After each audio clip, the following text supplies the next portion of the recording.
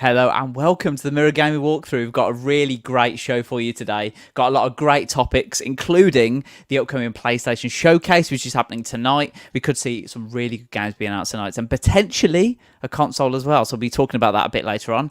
We'll also be talking about were the CMA right about cloud gaming. We'll be discussing that a bit more. We'll also need to talk about EA Sports and how they need to stop making content mistakes if they want to make EA Sports FC a success. We've got loads of great topics for you today. What we've also got is a great new trailer, which I'm going to play for you now. So I'll roll it.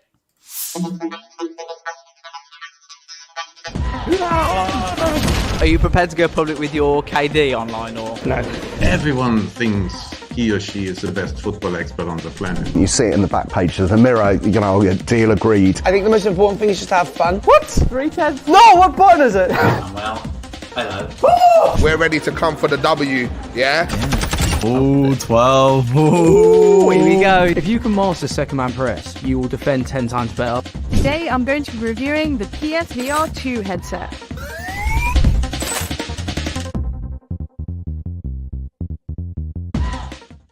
Oh, how fancy is that? Love that. Love that new trailer. Thanks, Will, in the background. But yeah, we've got a great show for you today. Thank you so much for joining us on YouTube and Facebook. It's the Mirror Game Walkthrough, the weekly gaming news show. Joining me this week is Shabana Arif and Lewis Barton. How you doing, guys? You all right? Yeah, not bad, thank you. How are you doing? Good. Yeah, very good. Thank you for asking. Lewis, nice to see you again on the podcast. Been a while. Yeah, it's been a while now, yeah, but I'm glad to be back, yeah.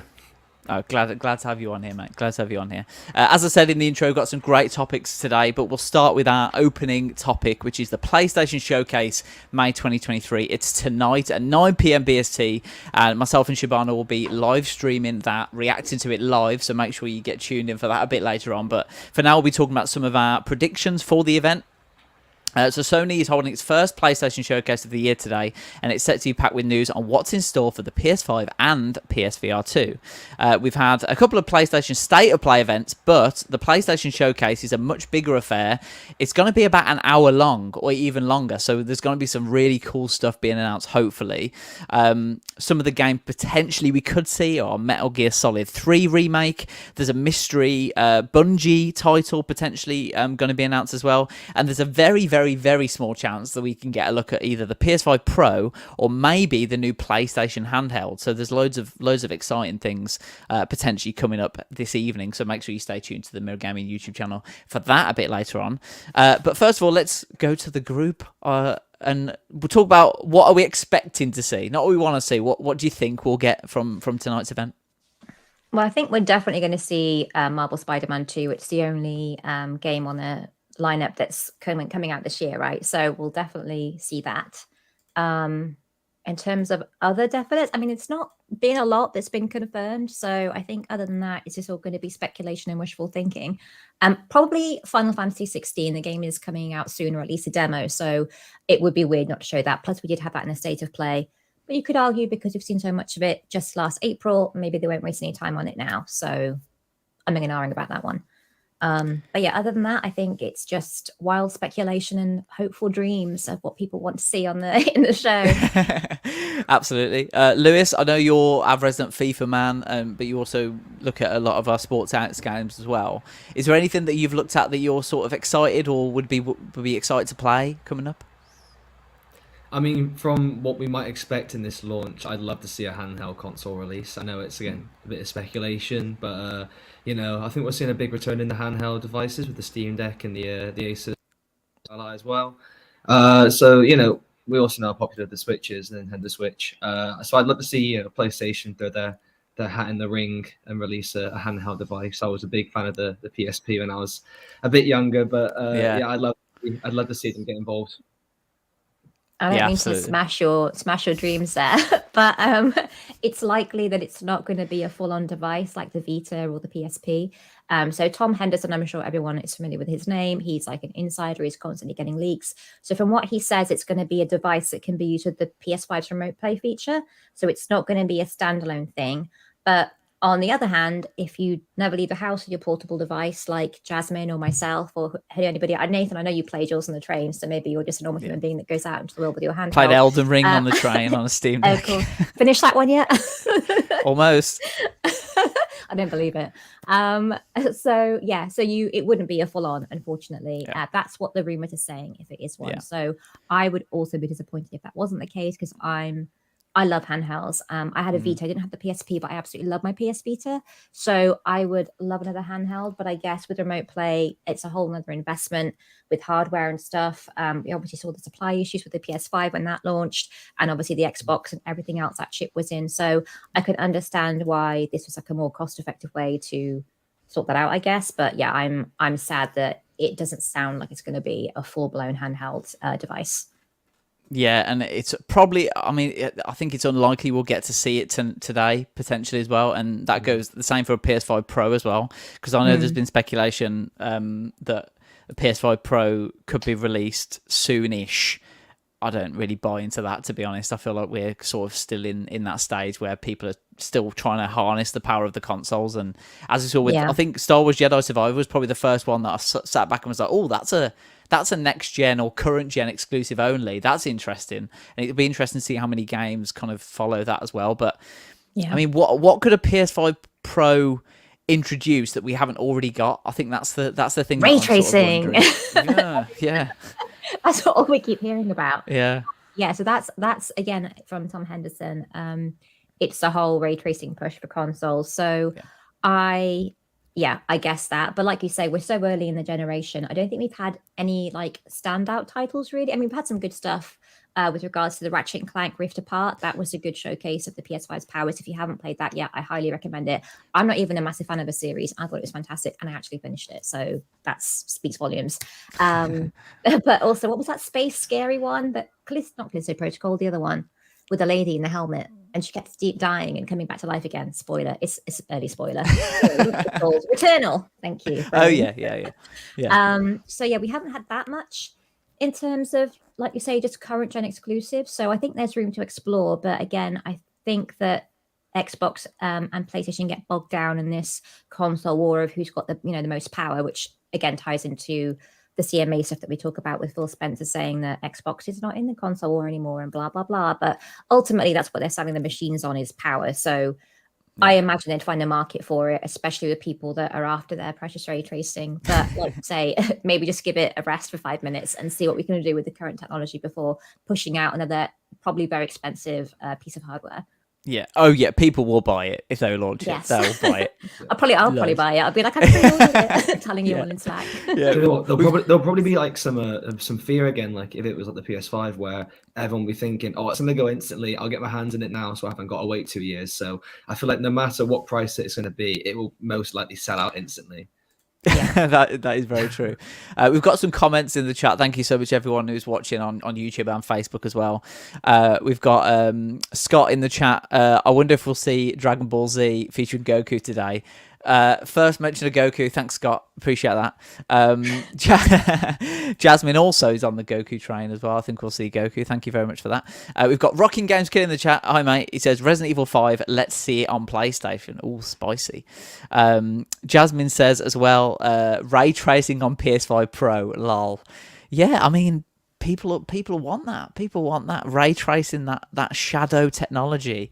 And then Scott agrees with you, Shabana. Returnal, best PS exclusive game since Bloodborne. And then Scott also says Dragon's Dogma 2, or I'm crying myself to sleep tonight. I would love that, Scott. I feel you completely. I think Scott and I. Did anyone else play Dragon's Dogma? Nope. No. It's fantastic. Yeah, I'm wearing green on purpose because I'm an Xbox boy. So I'm coming at this from like almost looking over the fence of what's like out there because of what we spoke about last week. You want to climb over the fence because you wrote a very interesting feature for us along the lines of why have I even got an Xbox anymore? So maybe you're going to be a Sony pony soon. You're going to see just galloping into the fray.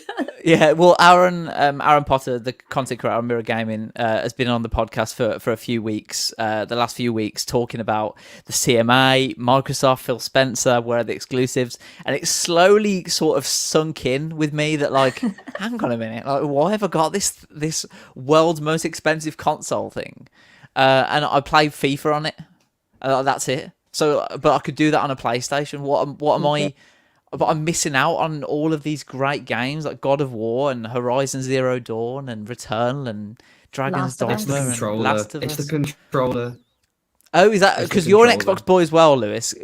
Can you give a bit of insight into why you're Xbox rather than PlayStation right now? See, I'm like you, where all I really play on my Xbox is FIFA. So I could easily make that transition across, but I've always just preferred the Xbox controller, and I think when this is the only game I really play, like I play it religiously, and with the hope that crossplay will soon be on all modes in FIFA. I just don't see the point of me Yes. going out and spending hundreds on a brand new PlayStation just to play the one game with a controller I like less than what I currently have. So That's true. Yeah. Yeah, and I also prefer the Xbox controller, which is why when we did the video with Tex, the best FIFA player in the world, that's why I lost because I had to play on the PlayStation controller. So Yeah. that was a big, That's why. a big Well, thank you for disadvantage. clarifying. That's That's the same with me. Same with me against blind Yeah. faces. Yeah, absolutely. that. So just on that point, Lewis, is there anything today that you've looked at before the show from what we could see in the showcase that might potentially be like, you know what, actually that is worth me switching to a PlayStation? Because as you said, like you could easily do it. It's the game's on PlayStation as well, right? So Yeah. is there anything out there that could tempt you to switch? I think I can't lie. I have been tempted by some of the PlayStation exclusive games, and I think we're expecting Spider-Man 2 to be released in fall, is it? So I think we're guaranteed to see some stuff today about that. That's a game which I've always wanted to play. So you never know. It could be that might entice me to make the change. Well, you've already got Spider-Man 1, Miles Morales to play as well, and Spider-Man 2 potentially. So that's Well, a I back can get catalog both already. back to back. Exactly. It works perfectly. I think what I'm really excited about as well, potentially, is that the Last of Us multiplayer project, potentially. It'd be a great time to launch it straight after the TV show. I'm not sure how long they've had in terms of development for that, and I don't even know what that would entail, but Last of Us multiplayer gets me excited. I don't know how you two feel about that. I disagree only because didn't they have? I feel like I didn't imagine this. Maybe I was in some parallel universe for 5 seconds, but didn't they have an Uncharted multiplayer going on at some stage? I'm pretty sure I have not imagined that. And if it was real, which I'm pretty sure it was, shit. Can I say that? Sorry, it wasn't. We that need good. a bleep button. Beep. We'll can edit Especially that. when It's I fine. want, I'm A just very saying. a very delayed one. Yeah, we're live. Oh, okay. Yeah, sorry, Karen. It wasn't that good. My bad. So I just think I don't know. It's not my cup of tea. And I just don't think, because it's like, how long can you possibly support that for as well? It's not going to be like, in my opinion, like something with longevity. But yeah, I didn't like the Uncharted multiplayer, if that was real, and I haven't imagined it. And then I don't think I'll be on board for that. But did you play The Last of Us, Nathan? I did play The Last of Us. Oh, okay. So what do Yeah. you envision for the multiplayer for that then? Because obviously you're quite excited about that. So what's got you hooked for that one? Well, first of all, Uncharted multiplayer was in 2016 with Uncharted 4: A Thief's End, so you haven't imagined that. So that's Thank God. definitely happened. Don't need the MRI just yet. But I think with The Last of Us, I think there's real potential in that sort of open world environment and that sort of survival game where there's sort of there's a base building style element to it, and there's an economy style element, and then you throw in the cordyceps and you throw in some sort of story with like different quests and things, and then you throw in different weapons and different skins, and potentially you can have friends all in the same world going to explore that part of the area or explore that map with friends or something. I think if they got that perfect, I think that could be like a unique sort of game. I haven't really come across any game that does that excellently. There's been some games I think that have attempted it but not quite got it. But I think if you consider the success that the TV series has had and then the game has had following on from that, I think you'll get a lot of people jump on that, and they've got such a good opportunity if they get it right. And Naughty Dog have had a pretty good run, although the remaster wasn't that great with like people dripping constantly during cutscenes and stuff, but let's forget about that and let's just assume that they do a great job. I think that has the potential to be an amazing game for years to come. Yeah, I think if it's along those lines, then because I was thinking of my mind, because I believe Uncharted was just that you go in and almost like in a little arena, you fight, and that's the end of it. So from what I recall again. So if it's something along those lines, I guess it's kind of like Project Zomboid, but like an actual full blown game where you've got a base and what have you, kind of like I suppose Red Dead Online, kind of GTA Online kind of style of just having a world. So I suppose that could be fun, but yeah, I guess it very much depends on what that concept is and how it's executed. So if it's what your game is, I'm on board. But if it's what Uncharted was, I'm not. I'm out. Yeah, So, I'm thinking get in a car with your mates, go to Boston, like fight through the city, like go to another city. Like I think that could be like a really cool. I was gonna say, based off as well how successful the TV show was, you'll get a lot of people coming over who have just watched the TV show. So if the game has nothing to do with the world, they won't find the interest. As if, say, for example, you're multiplayer own people in the Last of Us universe in that world, just free roam. I think that could do really, really well. Yeah, absolutely. I think there's so much potential there, especially if they, like you said, integrate the bits from the game and the bits from the TV show into the game as well. So have the characters there, have the settlements that are already in the game / TV series that players can go and explore for themselves and stuff, and there'll be different merchants and things. I'm giving Naughty Dog loads of ideas right now, so if you're watching, you are. This sounds like a fantastic game. I'm completely on board. I mean, change my mind. If it gets announced today, then obviously it's been in development for years. But no, I think that has the potential. I'm not saying it will be, but it has really good potential. So that's something I'm really looking forward to. The other thing I'm really looking forward to as well is a potential. Let's also talk about a potential. Whenever I talk about Bungie and PlayStation, I always get a bit freaked out because as an Xbox boy, I think of Halo with Bungie because it's just so weird to put those two in the same sentence. But obviously, Bungie is also Destiny as well, which is an amazing live service game that's been going for like 7 years now, which is crazy. Destiny 2 has been out for 7 years. Sorry, not just Destiny. Destiny 2 has been out for 7 years, which is mad. But they're apparently working on an unnamed project, potentially a live service game, because PlayStation have come out and said that they're looking at live service games as well in the future. So that could be a real game changer as well, potentially, depending on what they do. And there's a real open market for FPS games as well, as we've talked about before. Warzone 2, no one's playing it. That's why they've had to reduce all the playlists, unfortunately. So there's a real good potential there. And I know, Shabana, have you played a bit of Destiny before as well? Yeah, I went hard for the first one. And then the second one, not so much. I don't know why. Just it didn't. No. Also, the raids, you need like 1,000 people online at six. I'm exaggerating a lot, but like, who's got 6 people to reconvene online at the same time? It's so psychotic. I haven't. But yeah, exactly. We're grown ups. We don't have any friends. It's a solid game. I did play Call of Duty back in the day. I dropped out of that. Battlefield was my preferred one. Bad Company specifically, and then I thought that didn't get good either. I'm trying not to swear now. I'm just trying to think about what I'm saying. But yeah, Destiny 2, it seems fine. Again, I've not kept up with it. It still seems fairly popular, but I'm really intrigued about what the project is, because when Sony acquired Bungie, I believe last year, presumably they've been working on it since then. We all know that if Sony may need, with this CMA deal, things are still a bit up in the air, so maybe it needs some kind of FPS of its own to rival COD. Is it going to be an FPS game?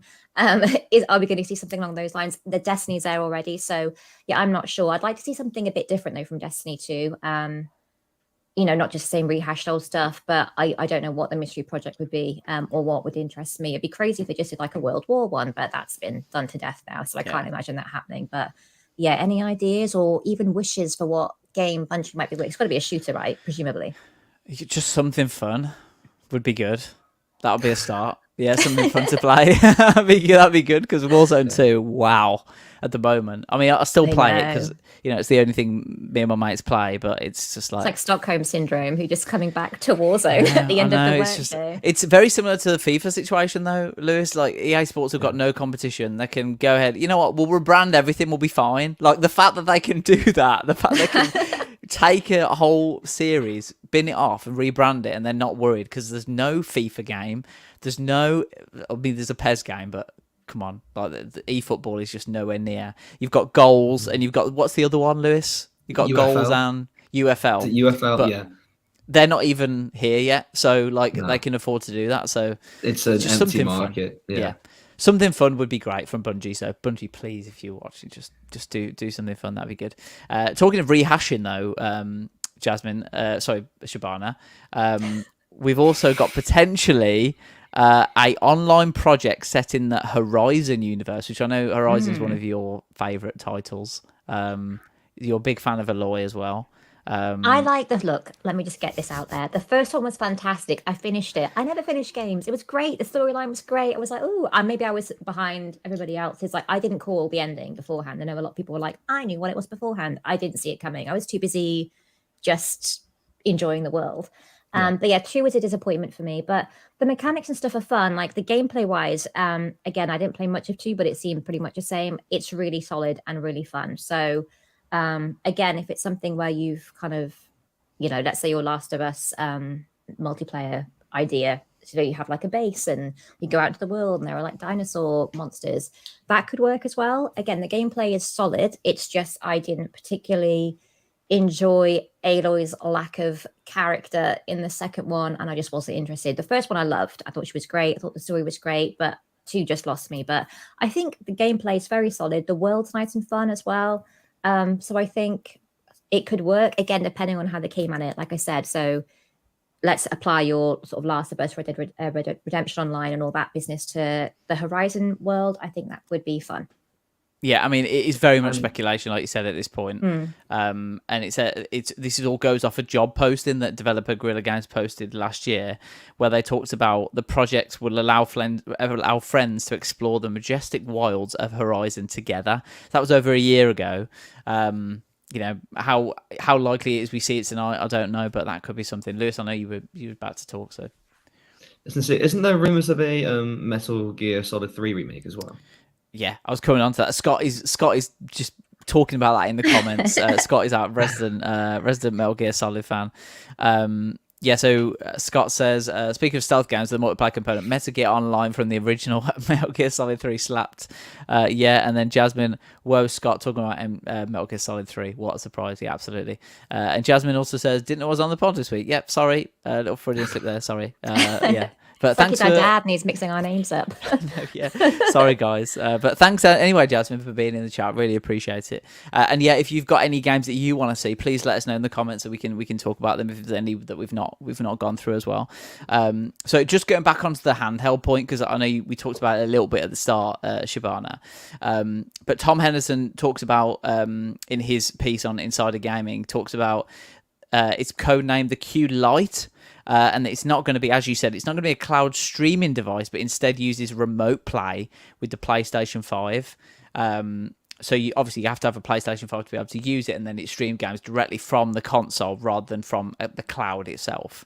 If they launched that now, how popular would that be, do you think?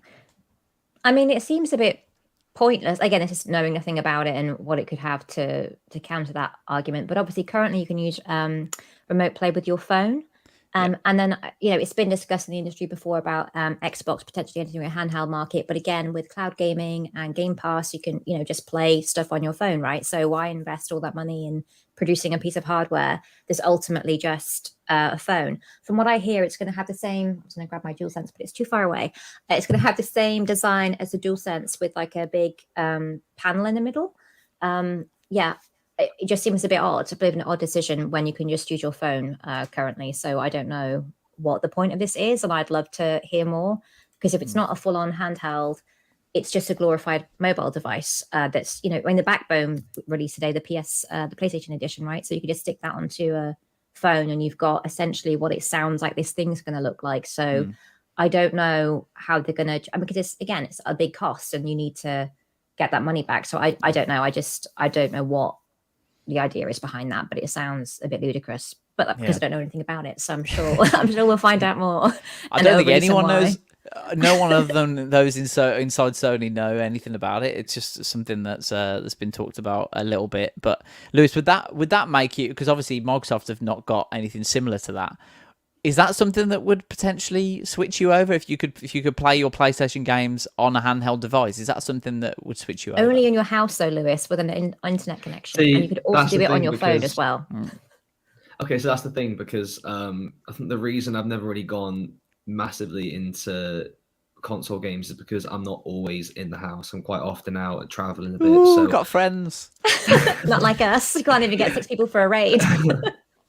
I haven't got 6 friends. Don't worry about that. But no, I think if I had something handheld that I could take out and about with me, that would be perfect. And I think if PlayStation released something like that, that would definitely tempt me and probably would switch me over. But something just to use in the house. I'm not going to say it's pointless to me, but I just think when I have limited time anyway, I just play on the console rather than on a handheld device. But I don't think any of this will be announced today. I think there probably is something in the works, both handheld and a new console, but it looks like it's going to be like a very game-heavy sort of a showcase. Yeah. The Oracle, Lewis Barton, shutting down our dreams for this evening's showcase. My dreams got shut down first by Shabana, actually. So outrageous! I'm just repeating other people's information. But Sony says that they'll tease a glimpse at several new creations from PlayStation Studios. Just what you said, Lewis. Is as that well as third party. I was going to ask how they'd phrased it, whether that was a game or hardware. Because if they were tease a glimpse, but it sounds like a glimpse at several new creations from PlayStation Studios, as well as third-party and indie creators. That's what they said. So yeah, that's really interesting. Google Docs has just signed me out of my walkthrough document, which is great. So that's handy. Yeah, really handy, guys. So let's go on to Metal Gear Solid 3 because that's the only thing I can think of. That's the last thing I saw on the document. We were just talking about that off air. I think the last Metal Gear Solid that I played was on the original Xbox, Metal Gear Solid 2, and I love that game. So a remake of 3, that's just something else that was like, oh god, I'm missing out on here. I'm missing out being Team Green. Like, I'm missing out on all these great games. I'm just sitting there going like God of War, like, okay, just passes me by, like, like buses passing you by, like God of War, Horizon, Metal Gear Solid 3, Spider-Man. Maybe that could tempt me. How would you feel about on the bus? Get on the PlayStation 5. That's the answer. Yeah. So, would you be excited for a Metal Gear Solid 3 remake, Shabana? I played 2 years ago, and I'm not a fan of the series. I played the Phantom Pain. That was fine. But I'm not that fussed. I don't even think I played 3 actually. I will say so. Yeah, but there's a big hardcore fan base out there that's up to speed with all of the convoluted lore of that series, and I'm sure they'll absolutely love it if that gets announced. So yeah, we can just shed a tear in place of Scott. If we'll know when we're watching the stream later, we'll be like, oh my god, I can't believe it, and just kind of channel Scott's spirit. Yeah, I think there was a tier mentioned. I think there was a tier mentioned, wasn't there? Yeah, Scott says in the chat, I don't trust Konami with remaking the best game of all time. Gosh. Oh. Wow. Okay. Interesting. Lewis, we were just talking off air. I've got my Google Docs back now, guys, so don't worry. Panic's over. Did you ever play Metal Gear Solid, Lewis? Was that before your time? Probably. Probably, I'd say, yeah. Jasmine Lewis was 1 when that came out. Yes. when Metal Gear Solid 2 came out, Lewis was probably just behind my time then if I was just about 1. Yeah. Just behind, yeah. Jasmine, I can't imagine Lewis playing anything other than FIFA on his Xbox. That's very specific. Very specific. But Lewis, you could do all those. That's because it's true. Yeah, well, you could do all those sims on the handheld though as you're walking around the house. You don't need to be at your desk. Oh, that's true. Yeah, I could just do it on my actual. Yeah, that's true.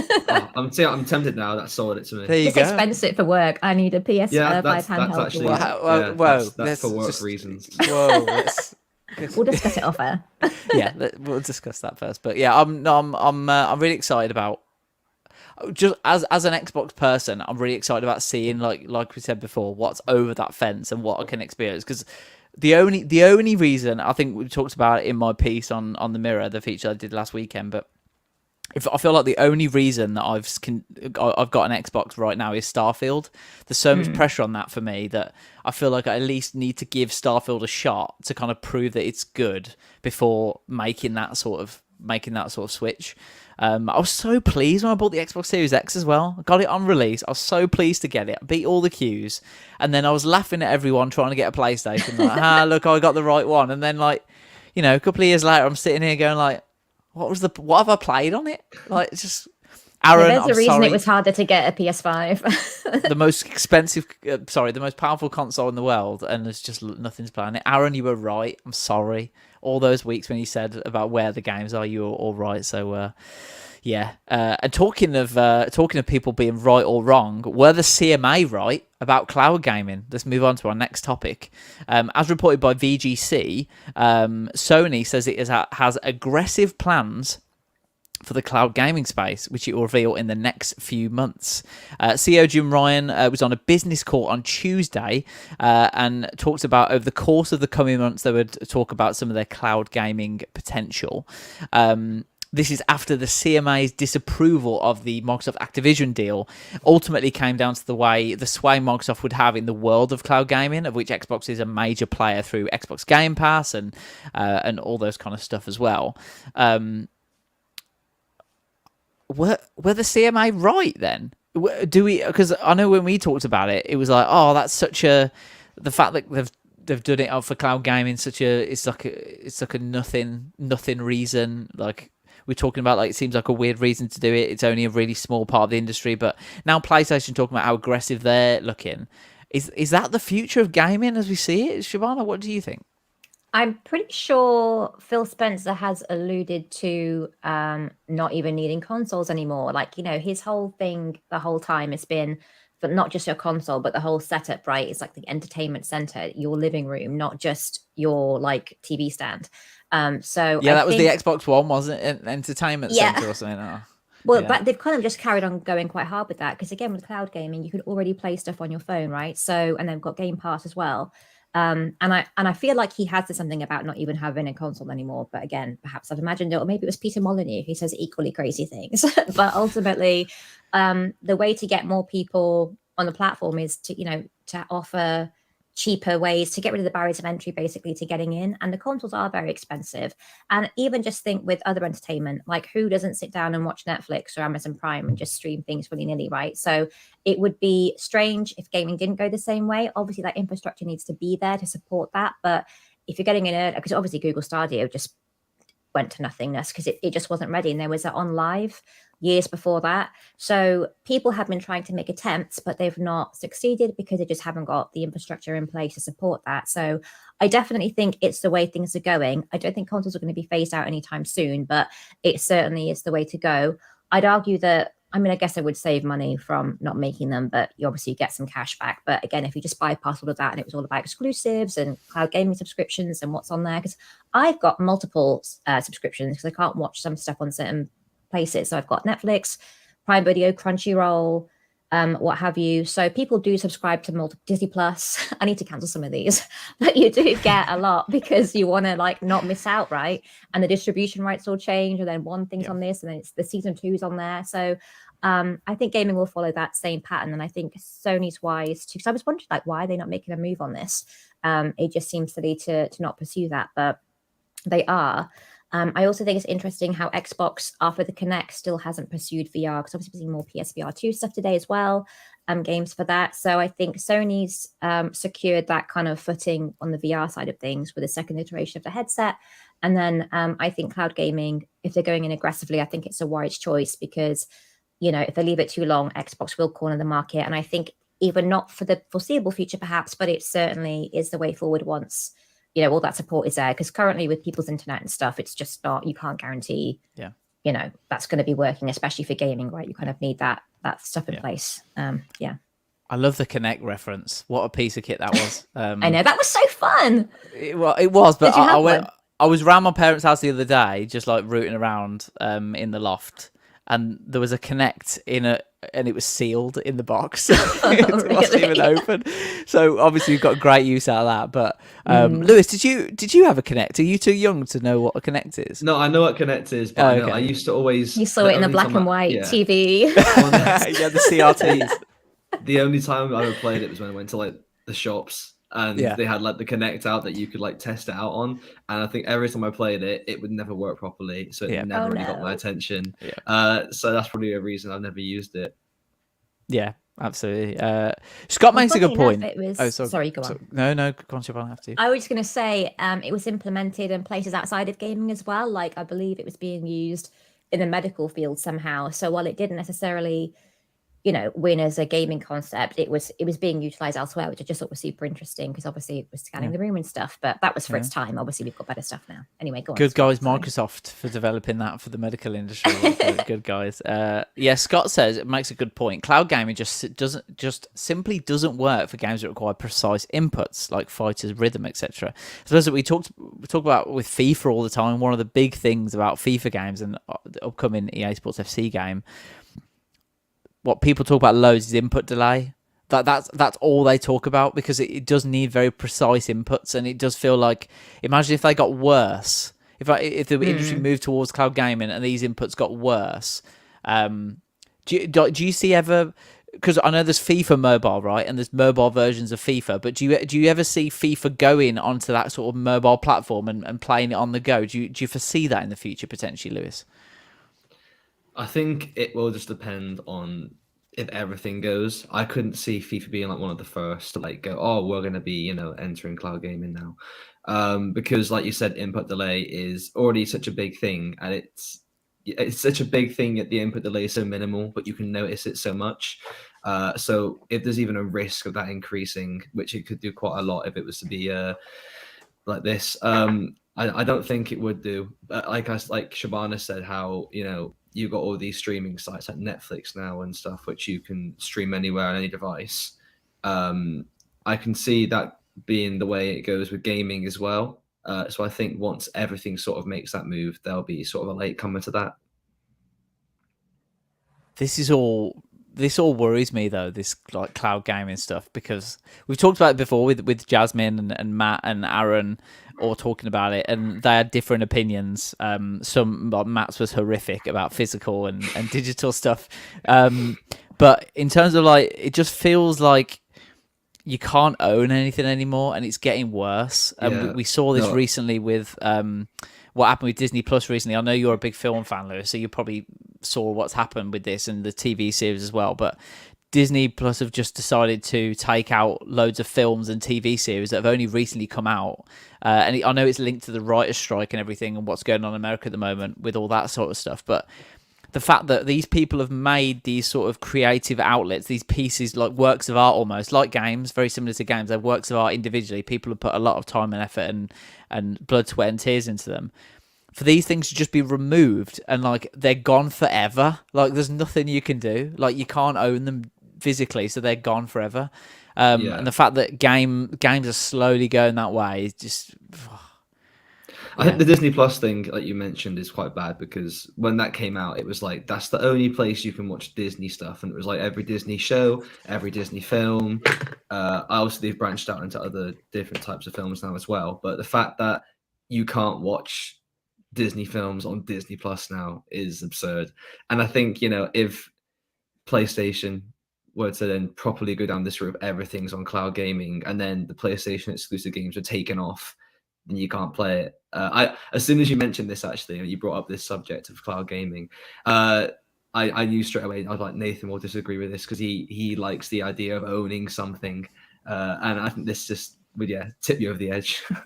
Yeah, absolutely. I'm just looking at the list of things that are being removed from Disney Plus. So much.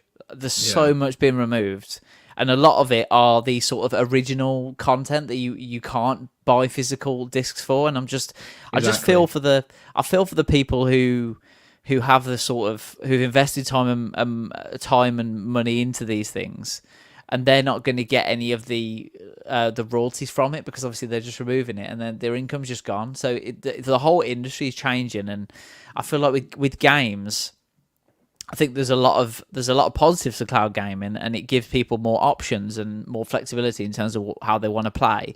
But it does also feel like it gives like Xbox and Sony and PlayStation a really good opportunity to be like, you know what, we're going to make this transition now. Like, let's stop making physical games. Let's go to just digital purchases. And, oh, by the way, you don't get discounts anymore because this is the only place you can buy them, so there's no competition. Oh, and you can't give them to friends. Welcome to the Nintendo eShop. That's what that is. The Nintendo shop. Oh, it's so bad. I bought something on there recently, and I was like, I immediately regretted it. And I sent an email back and I was like, yeah, I'd like a refund. And I was like, nope. I was like, well, I'll get 14-day return done. And they're like, nope. And there's something about a contract and for digital downloads, like you can't get a refund because you've signed a contract giving you permission. I'm like, Jesus. What is going on here? It just feels like, oh God. So I'm not it's like sure the if worst this- of both worlds. I'm not sure if it works like this, but with streaming sites like Netflix, you can share passwords with others so they can access that content too. Is there a way that with the cloud gaming, there'll be a way that you could, also access your friends' games without actually having to buy it, so you can sort of put it all together and share an account? Because I feel like if there was a way to do that, that would definitely get a lot of people going towards I want this, because they can then spend a hell of a lot, way less money, and play even more. From an Xbox perspective, your account is linked to your console, so you can't. They've locked that. Is that the same with PlayStation, Shabana? Your account is linked to the console. It is. So you could log in on somebody else's, but obviously digital games won't transfer over because that's where the ownership lies. Although if you think about something like Spotify's got this plan, it keeps pushing every time I log in right now. It's like you can share with somebody else, 2 people. I'm like, okay, great, but you must be at the same address. So I don't know how, but again, it could be something similar because there's no obviously console with Spotify. You can't tie it to anything. So if it did go completely digital, there'd probably be caps. Even the whole Xbox, the Game Pass family version or friend thing that's coming out, they're kind of trying to keep tabs on that as well with regards to making sure that you can't share too much. And even Netflix, having been quite generous in the past with letting you share your password, is like trying to crack down on it as well. But I think there are not positive necessarily, because I think the issue is, which again you're seeing with NFTs and stuff of ownership, is that if you say you play Fortnite and you invest time and money into that game, and suddenly Epic's like, we can't be bothered anymore with this, or we're moving on to something else, and they pull that plug. What have you got to show for that? You don't have anything, and there isn't any ownership there. Or even we see this issue with always online games. So Redfall, just to revisit that game, I talk about Redfall every week, even though it's the worst game I've seen. We talk about it every week. I couldn't even log in to play, so I've got my Bethesda account on my PC. Like, it was like, go and log in there and link your accounts. Like, great. So then I couldn't log in there. It wasn't letting me reset my password. That was never resolved. I don't know why it didn't send me a password reset. So I couldn't play Redfall because it required me to be online and linking my account, and I couldn't do that. So I was unable to play the copy of Redfall that I have. So again, if you haven't got an internet connection, you can't play always online games, or so with the idea of signing up to a subscription service, you're not guaranteed anything on there. It's just whatever they give you, right? But then if everything goes digital, it takes the option away of getting those things individually. I mean, you get licenses for these things. That's what you're agreeing to when you sign your T's and C's on there to play them. You don't actually own anything anyway. So at least with physical media, you can go watch it whenever you want to. But if you've paid me like £1,000 for like 1,000 pieces of content, and I just rip the plug out all of a sudden, you don't have those anymore. So that's, I think, the danger to me from a corporate and like that kind of standpoint, is the issue of ownership and just basically screwing people over. But yeah, in terms of the positives of a subscription service, no one's guaranteeing you access to all of those things. Ultimately, it is their decision to offer you a smorgasbord of content for like £5 a month. So that's fine. But it becomes a concern when everything is digital and there's no way to, keep hold of these pieces of content or really own anything. And it's just at the whim of these big corporations that can just do whatever the hell they like, which again is the issue that you see with NFTs and ownership and stuff. Like, if you have an NFT in a game and you've paid loads of money for it and that game goes belly up, then what? You spent so much money on this. So I think we're always going to have that problem with digital, and hopefully we'll probably be dead by the time it goes all digital anyway. So I wouldn't worry too much about it. Lewis, you'll still be alive, just hanging on. I don't know about you guys. I should be all right. Thanks for that. Thanks for Lewis. Talking about like losing content, but me and Lewis have been used to that for years now with FIFA. Every time, I've finally built up a team that I'm really proud of having. Not spent any money all year. Finally got a team that I really, really like, and it's June nearly. So I know deep down. Well, the new game's in 3 or 4 months, isn't it? Oh, so nothing transfers over. So all that time and effort I've spent, I'm actually only going to have a couple of weeks enjoying playing with that team, because after that, no one's going to be playing the game anymore. It's going to be like, Yeah, so me and Lewis are used to that kind of content transfer. Does that normally happen month's from time as FIFA well. to FIFA? Yeah, Or is it it's just a case happened. of oh, It's happened since FIFA 50, FIFA 14, FIFA, ever since FIFA Ultimate Team has outrageous. been ever since FIFA Ultimate Team has existed. There's been no crossover with any game, so all the money you spend one year, it's just completely gone the next year. I mean, you can still go back to the old game and play it, but no one's playing it, so it doesn't make any sense. But yeah, Lewis, every time that comes around, I'm always like, why do I fall for it every year? Why do I put that much effort into it? It just gets you, doesn't it? But the annoying thing is you'll spend months grinding to get the team you want, and then by the time you go to play it in June, a new promo's out where everyone's 95 rated plus, so your team is hopeless in any game.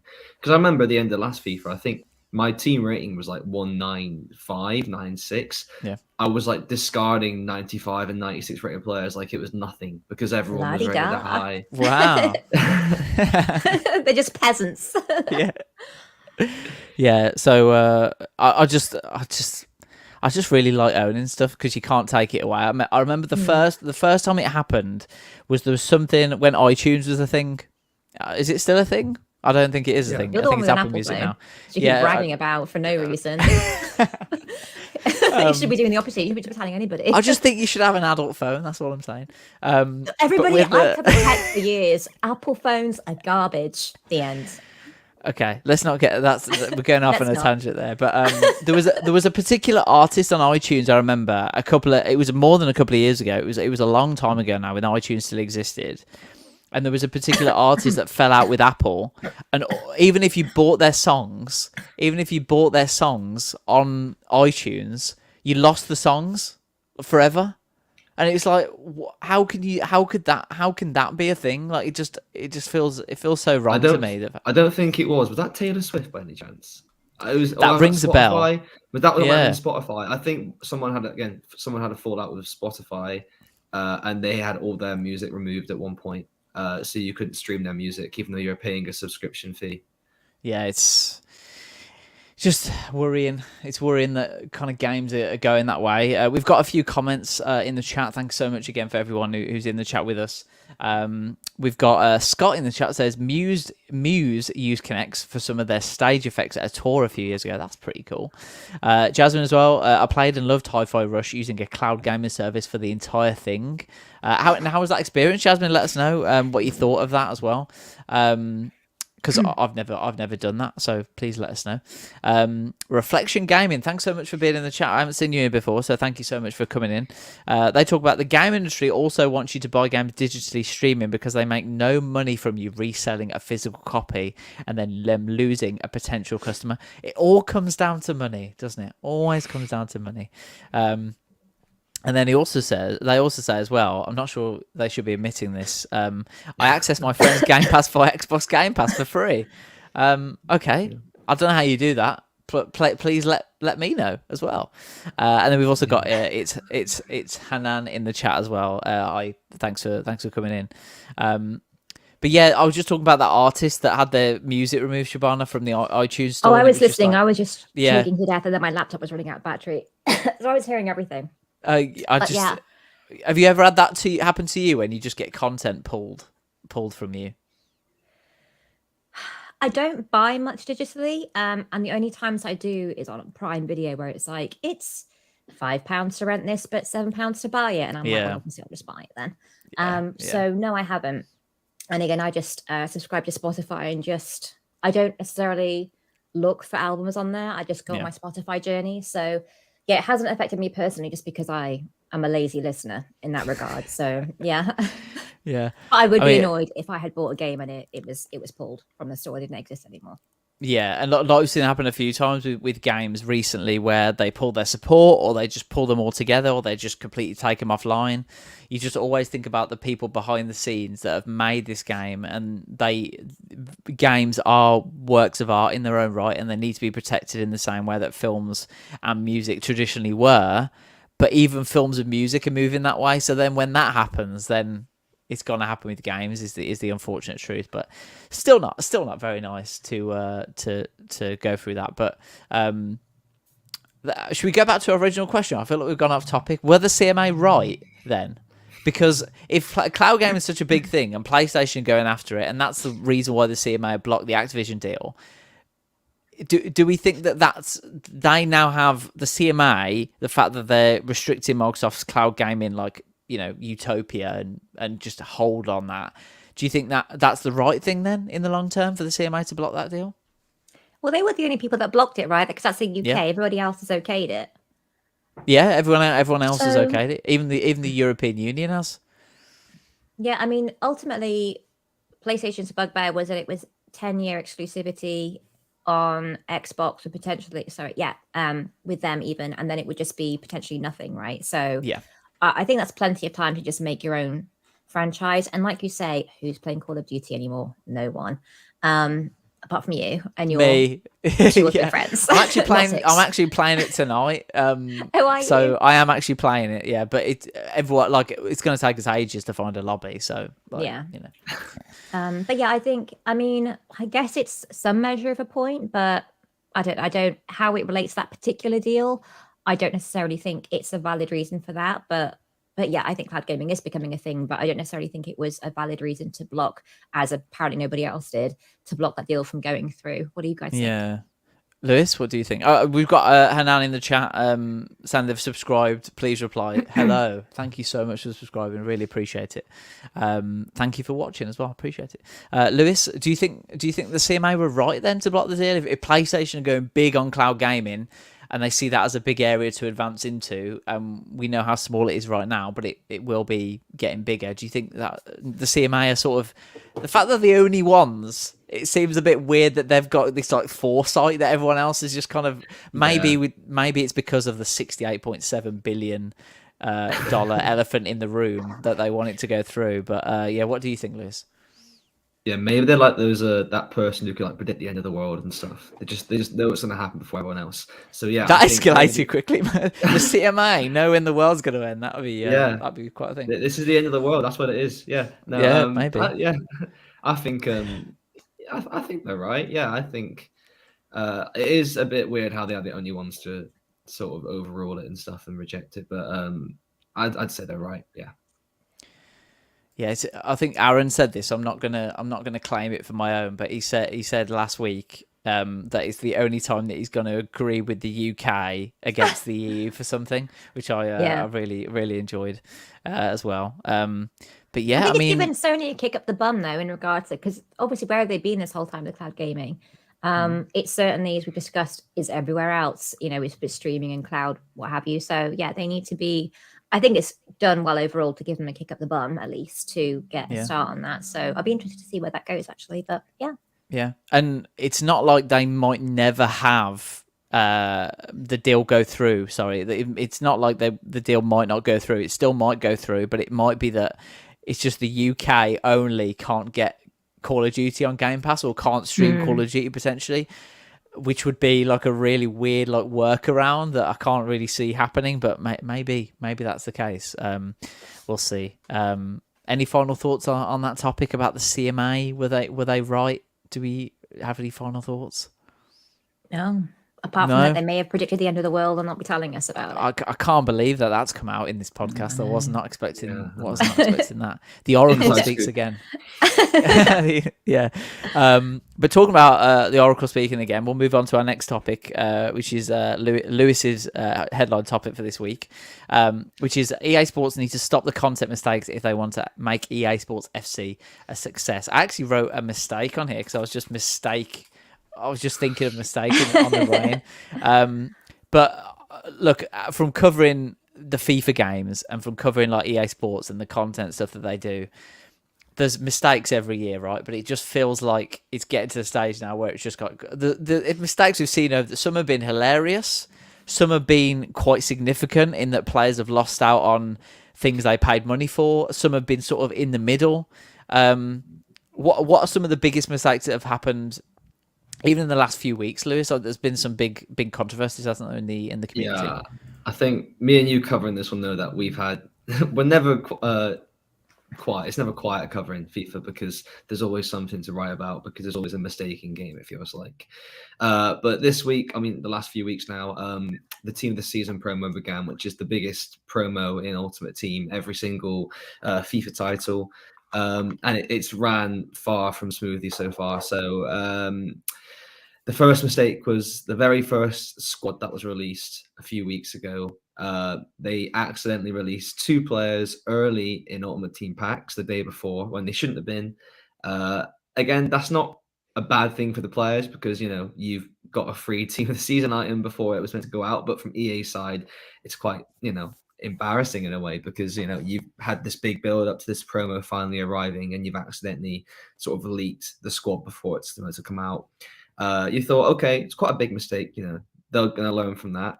No, a few weeks later, they made the exact same mistake on an even bigger scale. This time it was the La Liga Team of the Season squad, and they released the entire squad 2 days early in foot packs on accident without even realizing. And loads of players, pack players, 2 days before they come out. So that whole hype of building up of who's going to be included was gone. So, you know, they quickly resolved it. They were all taken out of packs, but everyone knew what was coming on the Friday, and that affected the transfer market massively as well. And another error that they've made recently is they can't describe what's going to be in a pack properly, apparently.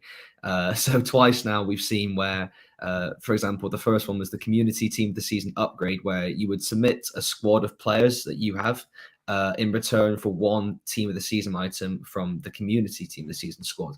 That's what it was listed as. You will get one Community Team of the Season player in this pack. So players were then opening the packs and getting Team of the Season moments, which were a different type of Team of the Season card, which was lower in rating, lower in stats, just worse in general. So yeah, it's false advertisement really. People open these packs, getting the wrong items that are worse. Obviously quite annoyed. EA promised they would give, you know, the right item to the players who were impacted, compensation. It took a month to arrive, so that annoyed fans as well. It just seems like there's constantly something going on, something wrong. I feel like I'm just listing so many mistakes here. The same time that compensation was released, some extra compensation was released. Randomly, players started receiving fantasy foot player picks in game with no reasoning by EA. EA never said in game when you got it, this is the reason why you had it. They never put on their social media when it was announced, this is why you're getting it.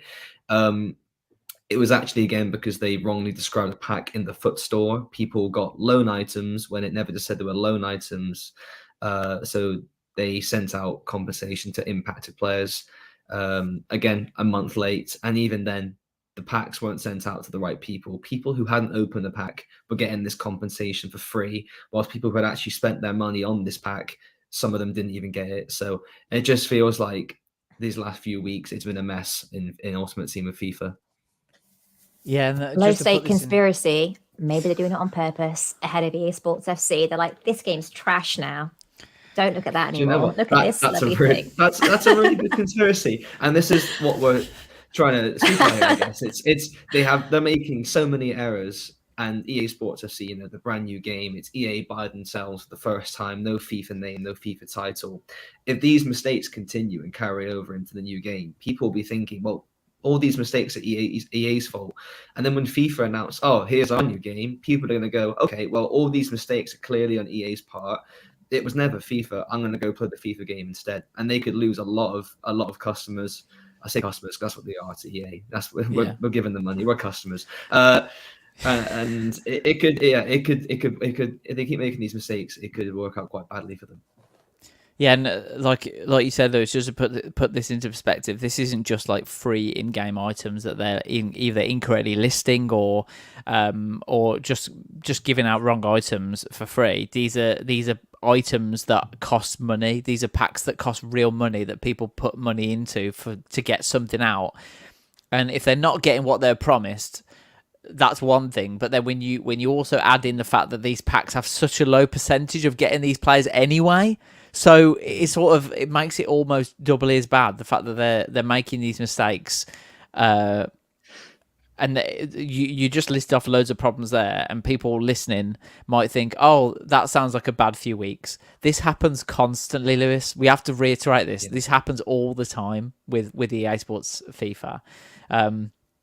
I remember, Shabana, we were talking a couple of months ago when they released a certain team, and we got into a debate about there was an item, a Zlatan Ibrahimovic item that was released as part of a squad. Yeah, me and you was having a conversation. It was quite late on in the day, and we're talking about. I was like, they've just announced the squad, and this player isn't in the team, but then I'm on the game, and he's on the game.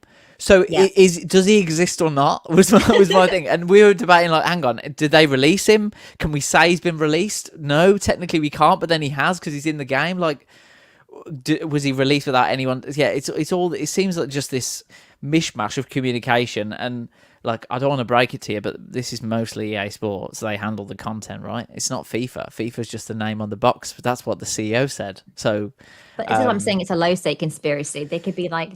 They obviously it's the same people, but it's a different name, so it's not us. But yeah, that's obviously not. I don't know why they keep having that problem. It's all handled in house, presumably. So you think they would be like, listen, guys. It's simple errors. It's simple errors though. Things like describing a pack, in game. It's like 20 words describing what you're going to get in it, and they're messing that up. How can you put in a pack? Oh, you're going to get a. So for context, Fantasy Foot Heroes are some of the most expensive items in the game, expensive players. This was a pack that was about maybe 1,000 something FIFA points, which works out to about £11, I think, if you want to buy those points, which from EA's point, that's quite cheap for a pack that would guarantee one of these types of players.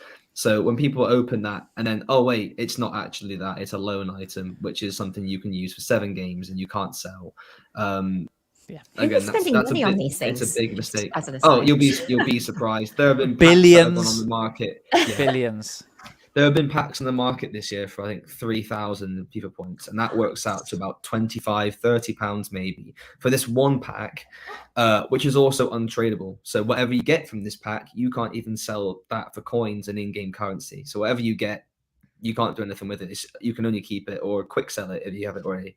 And you can't use it in the next game either, right? No, and then these aren't even the biggest mistakes. The biggest one was probably the Nathan, you'll definitely remember this, the Foot Hero pack that it went live in the Foot store for 25,000 coins for about 5-6 minutes, and it completely messed up the transfer market. People had these items that were worth hundreds and thousands, even millions of coins that suddenly dropped in price by about 50% overnight because of this one mistake from EA, and they couldn't hand out compensation. That was just a simple error. Yeah. Absolutely. Just to put it in perspective, Shabana, so EA in the last financial year, they made 7.3 billion in total from their live service games. 5.5 billion of that was from live service purchases only. Oh, okay. So only 1. So only I'm going to do quick maths. Only 1.8 billion came from the sales of the game. 5.5 billion came from, and that's also including The Sims as well, and games like that. So it's not just FIFA, but like mostly FIFA, right? So when you talk about like who's buying these packs, literally everyone are buying these packs. £11. Lewis was saying that was cheap. What? Who's paying? Like, I mean, how often would you buy them? Like, it was a weekly thing. So if I go onto the store now, So if I go onto the store now, how much do you guys spend? I know, Nathan, you said you were grinding, but do you ever just splash out every now and then, Lewis? So do you buy packs? I used to, I think, I used to when I was younger and I didn't have other things to spend my money on, like rent and food. And beers, because you're always out all the time. I'd probably spend maybe even like 100 a year probably on each game. Okay. But that like was a pack a month then ish. But that would usually be, I would spend 100 at the very beginning of the year, just to get my team up and working and good players in my team, or try to. I usually get nothing from these packs, so I'd put £100 on, get nothing worth in value in return, and then feel rubbish for the rest of the day because I've been like, I've just wasted £100 for nothing. And that's why I've stopped, because I kept because it is, that's the thing. That's the problem. That's what it was. I put all this money and get nothing back. I've lost all this money. And it was just, it seemed like a waste of time. But I knew people who would spend, they get a job, they work, 40 hours a week and lived at home with their parents. So they just spend all that wage pretty much on FIFA every single month. So they'd be spending, £400, £500, £600 a month at minimum on FIFA. And most of the time they get nothing in return. I'd have the exact same players as them, exact same squad, because I got lucky and they didn't. Yeah, just looking on the packs, the store right now, there's a pack it's the second half rare players pack. You get 18 items. That's 1,000 FIFA points, which is about £11, Lewis, for 18 items. You've got a 7.5% chance of packing a team of the season player, which is the rarest one. And when you also, a lot of people out there as well think, well, if I open 10, I've got more chance of getting them. But that is, like, I need to make this clear now. They don't understand statistics, do they? No, if you roll a dice 10 times, it's the same. You have the same chance every time. It's not cumulative. So people buy loads of packs thinking, oh yeah, I just need one more to get them. And that's exactly what happens. But if you look at the most expensive pack right now, it's 3,000 FIFA points, which is on there now. How much is that, Lewis? 3,000 FIFA points? That's about, I'd say about £25, maybe. £25 for one. Extortionate, quite frankly. For one pack, yeah. Yeah, it is. Yeah. And you've got a 30% and this is where chance. There's rumours that in EA Sports FC they'll be changing the pack percentage, isn't it? Yeah. The probability of getting these players. So it would change to, if there is a 10% chance and you open 10 packs, your last pack, you've pretty much got like a 100% chance of getting something good. Maybe it was FIFA's fault. Maybe they had to. Maybe they just had to make all this money from people. Maybe it was just FIFA. Just tell them to just again rinse that's everyone. All rumors. That's all rumors. I mean, if that was the case, that would be good for the players. Yeah. Probably worse for EA. Yeah. But yeah. But the mistakes they're making, like you feel like you said before, like when it goes to EA Sports FC, if the mistakes continue to happen, people are gonna be like, "Oh yeah, it was EA all along." Like there's nothing. I just think the excitement around this game is not huge right now, just because we don't know much about it. But once they start letting you know information about new features and Ultimate Team, which is obviously the biggest moves, when the excitement really starts to build, it's going to build fast and it's going to be big, and people are going to be really excited. Thinking, okay, EA by themselves, what can they do? Let's have a look. And there's such high expectation. I feel like with what everyone's asking for, can they finally put that into a game? If they can put what everyone's asking for into the game and then make all these mistakes after that, they're going to feel so let down. The players are going to feel so let down. And yeah, I just think, like you said, there are so many competitors that haven't got games out yet. They're waiting, I feel. And it could be EA. It goes two ways. They either have a fantastic game and they steal all the audience and they keep the audience, or they fail. And then all these new competitors, when their games come out, have a really big chance of actually competing, rather than just being that other game to FIFA or that other game to EA Sports FC. Yes, it's. I'm going to draw comparisons to Warzone as well, and we've got Tom Lynch in the chat as well. Hi, mate. Thank you so much for joining us. Just on Warzone, because I know he's a Warzone player as well. But just on that, because of how bad it is right now. When X-Defiant, Ubisoft's FPS title, I would not have looked twice at that ordinarily. But because Call of Duty just wasn't fun, I tried it. And that's what's going to happen with EA Sports FC. If it's not any good, then players are going to be like, well, I might as well give this a try. And that's exactly what's going to happen. But I think it's different with EA Sports FIFA, the franchise. It does feel like they're having their cake and eating it compared to something like Warzone. Because when there's content mistakes with Warzone, there's only so much you can say. It's a free game. So you've not paid anything for it. If they've done something wrong, they have to rectify it, fine. You've not lost out any monetary value. But on FIFA, you paid for the game. You paid for the FIFA points. And then you've opened a pack that hasn't got the right players in. So it's like, it just makes it like 10 times worse than... Yeah, I think that's why the compensation situation was annoying so many players as well. Yeah. Because they made a mistake. they were quick to announce, "Oh yeah, we made this mistake. We apologize. We promise that you'll be getting compensation." And they put in this statement, "In the coming days." This means you've put your money into the game. You're going to be getting this compensation to make up for the mistake they made. It took nearly a month for that compensation to come through, and by the time that pack comes through, these players are no longer as usable now. Now you've got the Premier League, Bundesliga, La Liga's team of the season squads out, which are much better than most of the community team of the season squad. You know, you're going to be opening this pack now, and you're going to get someone who you've probably already got, or you're going to discard because they're not good enough, or looking to an SBC. And you know, they put their money into the game, and I feel like just taking a month to then give back to them what they should have in the first place is quite disrespectful. It shows a bit of disregard for the fans and the players in your game. And I did see a lot of outrage and a bit of, you know, a lot of people who were annoyed on social media, which you don't usually see too much. Usually they're like, "Oh, another mistake from EA. Here we go again." But this time it was genuine. Like, it just shows you don't care. And this is like past the point of being annoying now. Come on, sort it out. Yeah, Shabana, can you think of another like publisher that has a live service game that makes as many mistakes as that in your experience in terms of content? I don't play many live service games, and as you say, the majority of them are free. So even if there were, I think so FIFA's got a very unique ecosystem, hasn't it? Just with regards to how that works and the money that people spend. So, I mean, are they even offering any reasons as to why these things are happening? Presumably, they need to be like, "Oh, we're sorry, this blah blah blah went on, and that's why this has happened." No, they never give a reason really. They just say, "We notice an error was made or something with the description of the pack." Say. It would be like the pack description was wrongly listed. It should have said this. Impacted players. I actually don't think they even apologize. They'll just go, "Impacted players will be compensated in the coming days." They'll just say that they know the error's there and something might happen. That's pretty much it. But it's funny because we're saying all this, and at 6 p.m. I'll be straight back onto FIFA.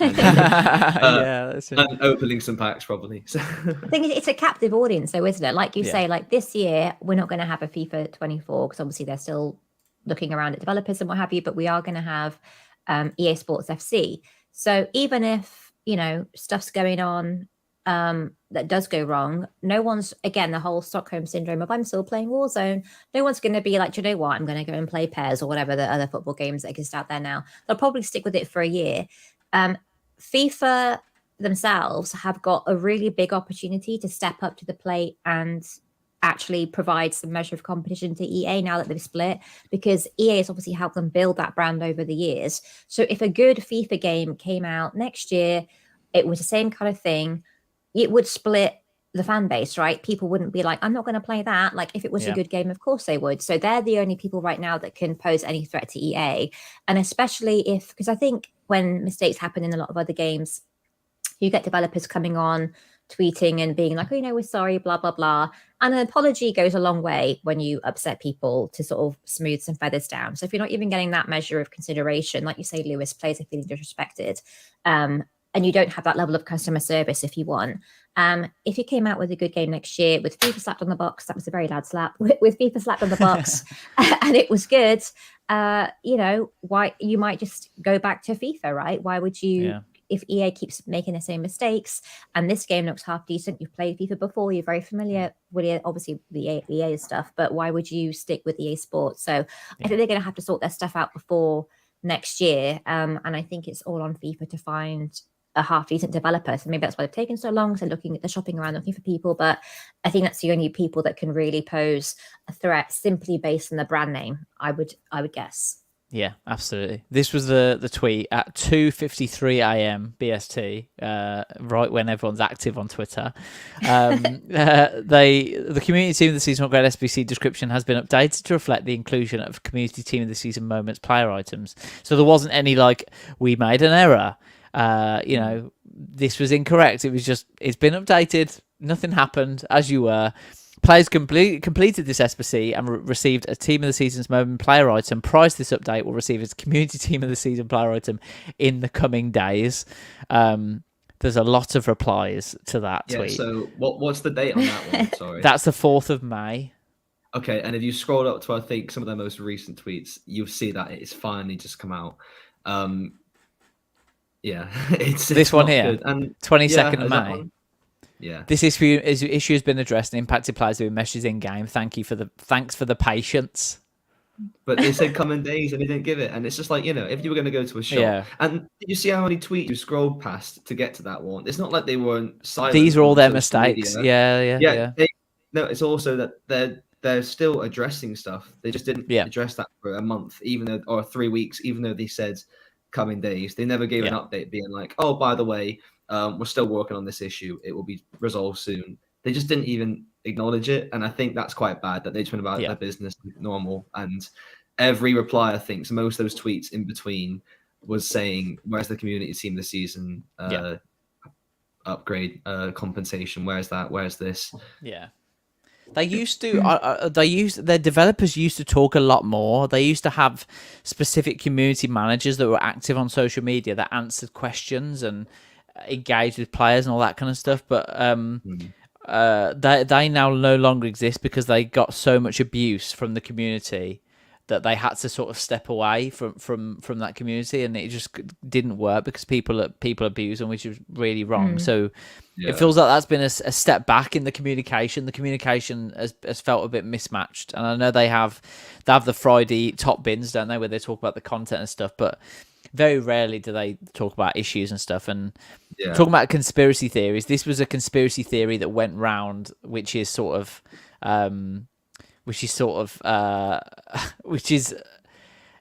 basically people thought the suspicion for a long time is that when new items come out, they nerf older items to make you buy the new ones. And some players noticed that the players they did have had these like injuries built into their players, so they thought, oh, maybe that's how they nerf them. So they had to come out and be like, some player items can display an incorrect injury status when viewed in the companion and web apps. Why does that exist anyway? So the fact that you couldn't actually view it, but you couldn't view it in game when you were playing with your players. The only way you could view it is in like the very bottom of the bio pages of the players on your phone. Like, it's sneaky, and it does feel like they're trying to hide it by putting it only on the web app, and it's an injury trait, which had never been a thing before. Yeah, absolutely. Just scrolling through this, it's like these have incorrect descriptions in game. Like 2 words: quality control. If they had one person sitting in their content team being like, okay, before anything goes out, it comes through me, right? If there's one person who's doing quality control, this would not happen. But it just feels like everything's just being pushed out or rushed out or whatever. But I mean, we've talked about this for years. It feels like it feels like at this point, Lewis. I just think it will be really interesting to see how competitors can try and take advantage of a situation if EA were to make these mistakes in the AFC, because the last time I can remember any competitor for even a moment having the edge over FIFA was, I want to say like 2016-17. There was a period where content creators, especially on YouTube, were going to PES and they were opening packs on PES, and it was, I say, 2-3 months straight where that actually was a competitor to FIFA. And I think the game PES wasn't very good at the time, so it quickly went back to FIFA again.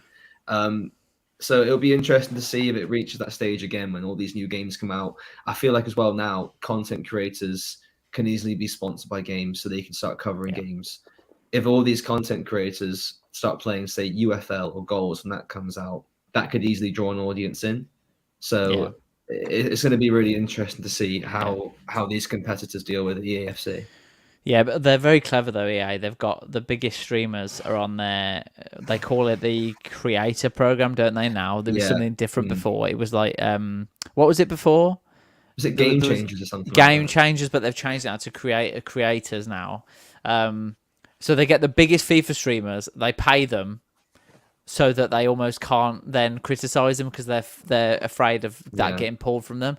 And one of the biggest ones, Bateson, he spent thousands, like in events and stuff. He spent thousands in one go sometimes trying to get these items. And he actually says to his stream, like, "I'm doing this so you don't have to. Don't buy it." But even doing that people will still do it. Like the fact that you're saying that, it's not going to change anything. So, it's just tie into the gambling stuff. There's a streamer called Train who says, I don't know if you guys have heard of him. Yeah. He does gambling streams basically, but he's like, "Oh, don't do it. It's terrible. It ruined my life," and then proceeds to gamble. And he gets millions of dollars from, again, a lot of these streamers do, from the company that they want to stake, I think it potentially is called. Stake. Yeah, they do loads of stuff like that. Yeah. Right. But they've been given the money to spend in the first place. And just saying to people, don't do what I'm doing, like, that's not going to put anybody off at all, really. And again, with the money with the FIFA, I'd be curious to know whether those streamers are spending their own money or whether they're being compensated, or whether EA, I don't think they would. I'm not going to go as far to speculate above and beyond that. But yeah, that's just something to think about. Yeah, and just to put a note in that as well, that EA Sports refute any claims that FIFA Ultimate Team includes gambling in there. And that loot there was a boxes whole hoo-ha about that. Yeah, that was that was just an analogy I was drawing. No, it's fine. I'm just putting it in there. Just EA Sports, if you're listening, I'll just added that in there. Don't worry, guys, calm down. It's all right. But yeah, obviously the loot box situation, it's been banned in a number of countries now, and the UK government did look at it at one point. But instead of doing anything, they were like, you know what? It's up to the publishers, which is great because the publisher's going to do the right thing. So. Thank you. Cheers. I think they've had to be made to have more transparency with regards to, the chances of things probabilities. Yeah. But what EA Sports have done cleverly on some is they've just put less than 1%. So great. So that's good. So you don't know, it might be 0.0001%. You don't know. So that's good. But I think that zero. Yeah, they have done certain things, like they've put like parental controls. They've put you can only buy a certain amount per day, but like it's so easy to just turn that off. Like if you wanted to turn it off, you could just turn it off. So it doesn't go far enough, in my opinion. But Tom in the chat says, in an age where there is so many ways to communicate with the audience, communication with live service developers is somehow so scarce and minimal. Make it make sense. Yeah, we've seen this with Call of Duty as well. Sorry to keep coming back on Call of Duty, but this is just a game that I play that's sort of a similar experience that I'm having with FIFA, in that the communication you do get, it's just everything's like cloak and dagger all the time, and you don't really know whether you're coming and going with it and what's being added and why. Sometimes you'll get a brand new feature and you'll be like, why is that added? Who wants that? So yeah, it's all. I feel like we're going into like a bad note, but it's just a shame that companies like this have to make these many mistakes, I suppose. Do better for EA Sports FC, and then we'll all enjoy the game together. And talking of enjoyment, I've enjoyed today's podcast very much. So thank you very much for both being on the podcast today. Lovely segue. Yeah, thank you very much. Shabana, Lewis, it's been a pleasure chatting with you. Really appreciate your time. You'll catch us later on this evening. We'll be live streaming the PlayStation Showcase. Myself and Shabana, so you've got an Xbox and a PlayStation person streaming it together. So that'll be really interesting because I'm really excited. And I'm sure Shabana is as well. So you'll be able to watch our reaction as well as the games 7:45, bit of a pre-show, right? Are we going live an hour and a quarter before? No, 8:45. Ignore me. I am definitely not getting live. You can if you want. No, thank you. 8:45 we'll be streaming it. It starts at 9 o'clock BST, so we'll be there for that. So make sure you get subscribed and get those bell notifications on so you don't miss our stream. But thank you so much for watching. Thanks Lewis as well for coming in, talking all EA Sports FC. Really appreciate it. And it's a brand new lineup yet again, which is good. We've never had this lineup on, so it's great to see new faces on the pod all the time. But thanks so much everyone for watching this week's podcast. We'll see you next week on the Mirror Gamer walkthrough. See you later. Bye-bye. Bye.